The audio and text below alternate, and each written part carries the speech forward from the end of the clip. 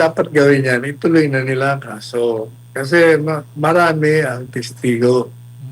Walang, yung gaya na sinabi ko, yung mga recantation niya, wala yan. Ang paniniwalaan niya, mga una nilang salaysay.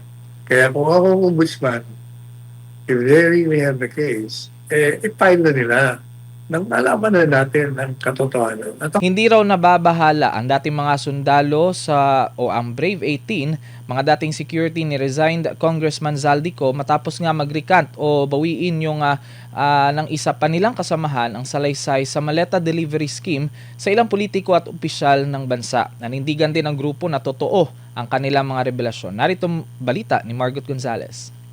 Matapos ang ilang buwang pagkawala, muling lumantad ang dating Marine at dating security personnel ni dating Congressman Zaldico na si Orly Gutesa. Binaliktad ni Gutesa ang nauna nitong ibulanyag kaugnay ng umano'y maleta cash deliveries kay dating House Speaker Martin Romualdez. Ang kay Gutesa, inalok siya ng pera at scholarship para sa kanyang mga anak kapalit ng kanyang pagtestigo at tagbasa ng affidavit laban kay Romualdez sa isang Senate hearing noong taong 2025. Idinamay niya sa kanyang recantation sina Senador Rodante Marcoleta at dating Congressman Mike Defensor na nasa likod umano ng kanyang pagharap sa pagdinig noong nakaraang taon. Matapos naman ang naturang recantation, agad nagpakita sa Atty. Livito Baligod ng larawan ni Gutesa sa kanyang social media account na umano'y nagpapatunay na sangkot ito sa maleta delivery scheme. Kung pagbabatayan anya ang mga isinalaysay ng Brave 14, totoong nakasama nila si Gutesa sa paghahatid ng maleta. Si Gutesa ay na-assign umano bilang security personnel ng mga anak ni Zaldico. Ngunit nang kinulang umano sila ng tao sa paghahatid ng mga maleta, napasama si Gutesa sa Brave 14 at iba pang naunang nagrekant na sangkot sa pagde-deliver ng pera. Ayon kay Baligod, galing mismo sa Brave 14 ang inilabas niyang larawan ni Gutesa na may kasamang mga maleta. Diyan sa horizon niya, nung nagbaba sila ng mga mali-maleta ng pera na i-deliver sa ilang personalidad. Kasi grabe yung deliveries noon. Halos araw-araw daw yan. Kaya na-pull out si Orly Gutesa at nasali siya sa deliveries for 2 weeks lang. Sa inilahad naman sa kanya ni Defensor, ipinakilala lamang umano kay Defensor si Gutesa ng isang military officer. Si Gutesa rin umano nagkwento ng kanyang nalalaman tungkol sa anomalya. Ipinakilala naman ni Defensor si Gutesa kay Senador Marcoleta. Para patotohanan ni Gutesa ang kanyang salaysay, inutusan umano ni Marcoleta si Gutesa na gumawa ng sinumpang salaysay. Yun, gumawa siya ng affidavit, pinatotaryo, saka naniwala si Senator Marcoleta na seryoso si Gutesa noon. So, yun ang background na ikunento sa akin ni Mike Defensor. Ngayon, independently, nung kausap ko yung 18, no? Mga sundalo, at hindi lang naman 18 yung nakausap ko, meron pang 40 na iba pang katrabaho nila kay Zaldico doon, na talagang kasama nila si Gutesa at de-deliver ng mga cash na yan. Ang isa sa mga Brave 14 na si Rainy Boy Julian naglabas din ng larawan na umano'y patunay na nakasama niya si Gutesa sa paghahatid ng maleta.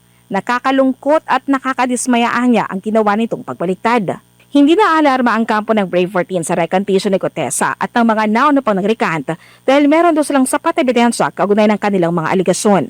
Sa katunayan, hindi na raw sila nagulat sa pagbaliktad ni Gutesa dahil noon pa umano ay may nakahanda ng recantation para sa kanya na hindi lamang agad inilabas. Sa kabila ng recantation, sinabi ni Baligod na hindi pa rin umano maitatanggi ang umano'y paglustay ng pondo sa flood control at iba pang programa ng gobyerno. Hindi alarming, and I think it will not damage yung mga ebidensya na sinumitin namin sa ombudsman. Okay. Ang importanteng i-consider natin dito ay totoo naman na ninakaw ang pondo sa flood control. At hindi lang naman pondo ng flood control ang nanakaw dyan. Pangalawa, hindi naman natin kaitanggi na may mga nag-repeat ng pera kay Zaldico. Si Zaldico nga mismo ang umamit. Pangatlo, hindi naman sinolo ni Zaldico yung pera na yan dahil sinasabi ni Zaldico nga na utusan lang siya para gawin yung mga bagay na yan. kung babalikan ang ginawang pagdawit ni Saldico kay Romualdez at kay Pangulong Bongbong Marcos sa anomalya, sinabi ni Cos isang video na totoo ang naging testimonyo ni Gutesa sa Senado. Totoo po yung sinasabi ni Orly Gutesa na nag-deliver siya sa Forbes Park. Totoo din po ang sinasabi ni Orly Gutesa na nag-deliver siya sa Malacanang nung siya ay nasa Senado. Para mapatunayan ang mga litrato na deliveries ay ilalabas ko po together with this video. Ang Office of the Ombudsman hindi rin nababahala sa sunod-sunod na rekantisyon ng ilang dating sundalo.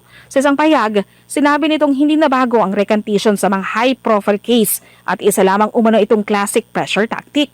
Gihit ng Ombudsman, hindi lamang umiikot sa iisa o kahit sa iilang witness ang case build-up nila laban kay Romualdez. Meron umano silang 28 testigo na nakahandang magbigay ng direkta at material na kalaman sa mga transaksyong iniimbestigahan laban sa dating speaker. Ayon pa sa Ombudsman, ang mga testigong ito ay mga uniformed personnel at aktibo pa rin sa serbisyo. Kasalukuyan na silang sumasa ilalim sa legal na proseso. Babalaan ng tanggapan, haharap sa mabigat na kaparusahan ng sinamang humadlang o manggulo sa investigasyon ng Ombudsman. Para sa Diyos at Pilipinas, kumahal, Marie Gonzalez, SMNI News. Ayun nga po, Attorney Sala, at ito si Orly Gutesa rin na nag-recant na. Ano po ang inyong komento dito, Attorney? Alam mo, ang dapat gawin niyan, ituloy na nila ang kaso. Kasi marami ang testigo. Walang, yung gaya na sinabi ngayon, mga recantation niya, wala yan. Ang paniniwalaan niya, mga una nilang salaysay. Kaya kung ako ombudsman, if they really have the case, i-file na nila. Nang alaman na natin ang katotohanan. At ako naniniwala ako na talagang yung mga sinasabing maleta boys, talagang nangyari lahat yan. Parang nag-deliver ng pera yan sa mga magnanakaw ng mga tiwaling opisyal. Ayan. Meron pa isang issue, Attorney Sal, before po tayo magtapos sa linggong ito. Dahil iginiit ni Palace Press Officer Claire Castro na hindi niya sinisi itong mga guro sa kanyang pahayag tungkol sa moralidad at asal ng mga estudyante. Aniya, nais lamang daw niya ipaalala yung malaking papel ng mga guro bilang gabay at pangalawang magulang ng mga kabataan. Dahil dito, hindi humingi ng tawad, Attorney si Castro, sa kabila ng batikos mula sa mga grupo ng guro at ipinakita niya yung isang halimbawa upang suportahan yung kanyang punto. Kabilang dito, yung mga larawan bilang suporta ng mga estudyanteng sumigaw at ng insulto kay Pangulong Ferdinand Marcos Jr. nang bumisita ito sa Davao City. Kabilang na din yung screenshot ng video kung saan makikitang ang umano'y nagtuturo ang isang guro na may mga mapanlait na salita laban sa Pangulo, Attorney Sal. Ito po ay naging na din, usap-usapan nung mga nakarang araw dahil nga po magkaiba yung mga sinasabi niya sa mga nakarang araw patungkol nga din to sa insidente nung pamamaril doon sa Zamboanga, Ateneo de Zamboanga University, Attorney. Ang problema kasi diyang kay Aling Clara, masyado siyang madaldal. Akala niya lahat ng issue, kailangan niya kagad na ipagtanggol ang administrasyon. Kagaya ng nangyari dyan sa Zamboanga, dapat tumahirit muna siya, hinayaan niya muna mag-imbestiga, yung mga ahensya na dapat mag-imbestiga. Gaya na sinabi natin, di ba? Di ba tinatanong mo ako, sabi ko, masyadong premature pa. Hayaan muna natin alamin ang mga background ng lahat ng mga involved dyan bago tayo mga komentar. Masyado siyang madaldal.